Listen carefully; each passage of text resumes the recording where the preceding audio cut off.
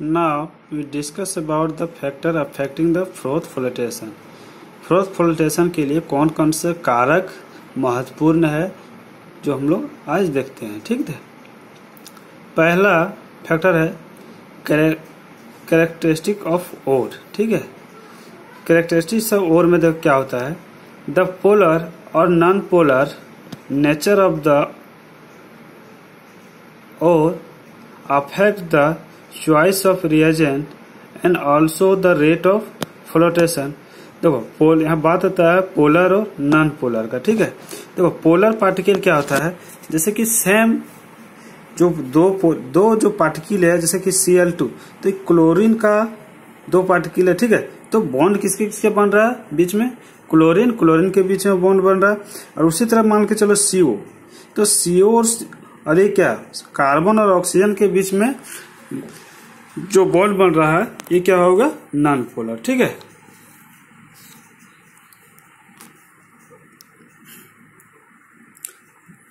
तो क्या होता है इसमें जो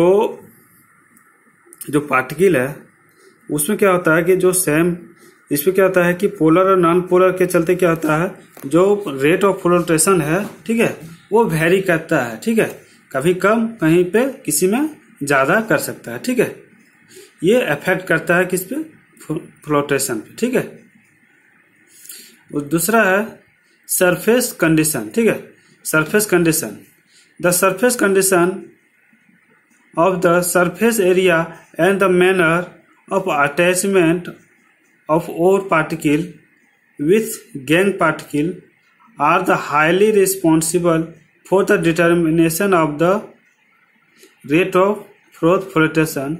ठीक है, देखो होता क्या है, the surface जो हमारे जो गैंग और ओर है, ठीक है, हम लोग जब वाटर में मिलाते हैं, ठीक है, तो वाटर में मिलाने के बाद क्या होगा, उसका सरफेस टेंशन क्या होता है वाटर पे, वो निर्भर करता है कि किस तरह से गैंग है और किस तरह से ओर है। ठीक है, इस पे इसको हम लोग देखते हैं। ठीक है, the manner of attachment of ore particle. ठीक है,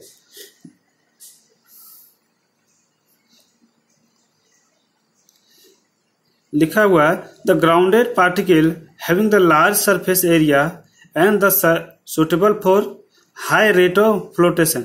क्या होता है, जो गैंग पार्टिकल होता है, ठीक है, जो गैंग पार्टिकल रहेगा जिसका लार्ज सरफेस एरिया होगा, ठीक है, जो बड़ा साइज होगा, वो बड़ा साइज क्या होगा, वो वाटर में क्या होगा, नीचे वो वेट के चलते, हाईली वेट के चलते क्या होगा, नीचे सेटल कर जाएगा। मतलब ये जो था हमारा गैंग जो हाईली वेटेड रहेगा क्या, वो नीचे सेटल करते जाएगा। ठीक है, और जो जिसका सरफेस एरिया कम रहेगा, जो स्मॉल पार्टिकल रहेगा, वो क्या होगा, ऊपर की ओर ऑयल में मिलके भागेगा। ठीक है, तो ये सरफेस कंडीशन इसका हुआ। ठीक है, पार्टिकल साइज। ठीक है, पार्टिकल साइज कितना कैसा होना चाहिए। ठीक है, for the flotation the particle must not exceed the some maximum ranging from 10 to 14 mesh. ठीक है, मैश साइज क्या होता है कि एक चालनी जैसा होता है ना, चालनी में हम लोग देखे होंगे, चालनी के अंदर एक छोटा जो छेद होता है, ये होता है एक मैश। ठीक है, ये मैश साइज इसको बोलते हैं। ये मैश साइज होता है 10, 14, 15 इस तरह के मैश साइज होता है। ठीक है, उसको हम लोग मैश बोलते हैं। In the case of coal, ठीक है, ये किसके लिए ले रहे हैं हम लोग, कोल के लिए। ठीक है, थ्रू 48 to 65 मैश। ठीक है, फॉर द सल्फाइड, ठीक है, सल्फाइड के लिए हम लोग कितना मैश लेते हैं, 48 से 65 तक लेते हैं। ठीक है, and 200 to 150 mesh for the free gold. और गोल्ड के लिए हम लोग कितना लेते हैं, कितना मैश हम लोग के चाहिए, 100 to 150। ठीक है,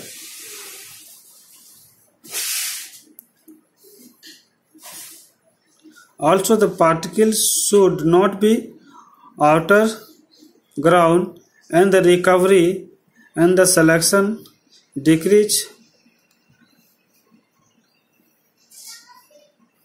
markedly if the particles are fair than the 5 to 10 micron. ठीक है, और नहीं तो पार्टिकल साइज कितना होना चाहिए, 5 से 10 माइक्रोन, ठीक है, 5 से 10 माइक्रोन, ठीक है।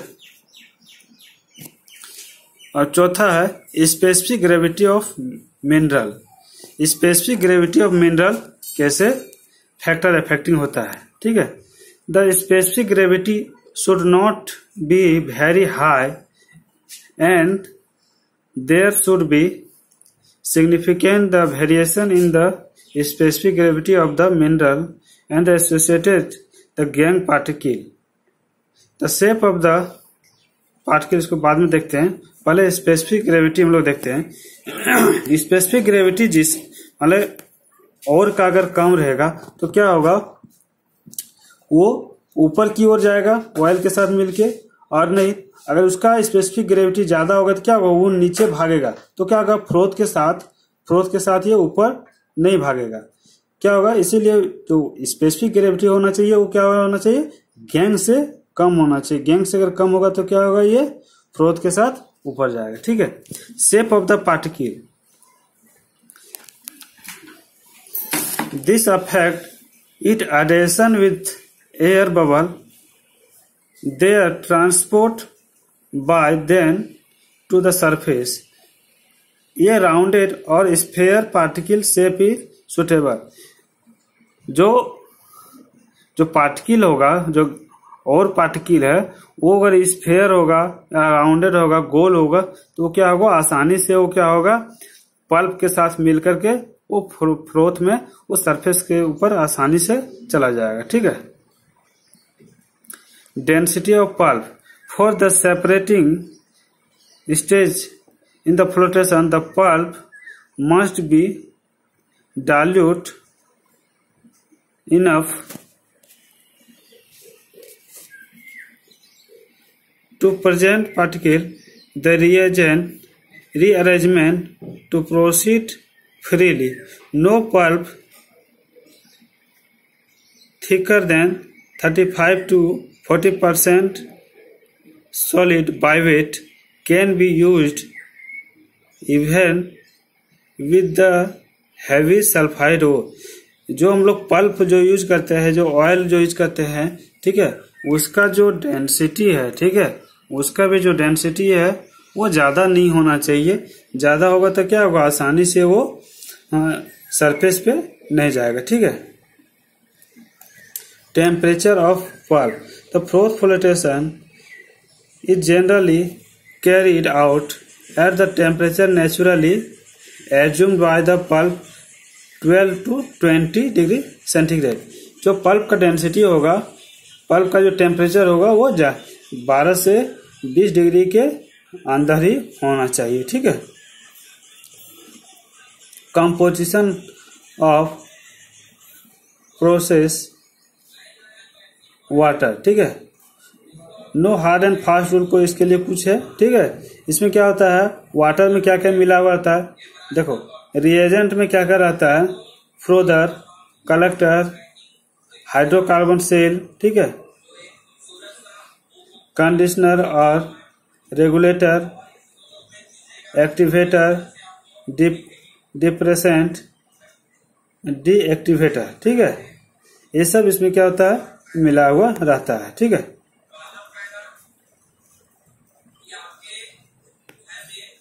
reagent feeder, this depend upon the factors object of the reagent के ऑब्जेक्ट के जो reagent के जो हम लोग मिलाए हैं वो कैसे, जैसे सल्फाइड और ये सब क्या है, reagent है, ठीक है।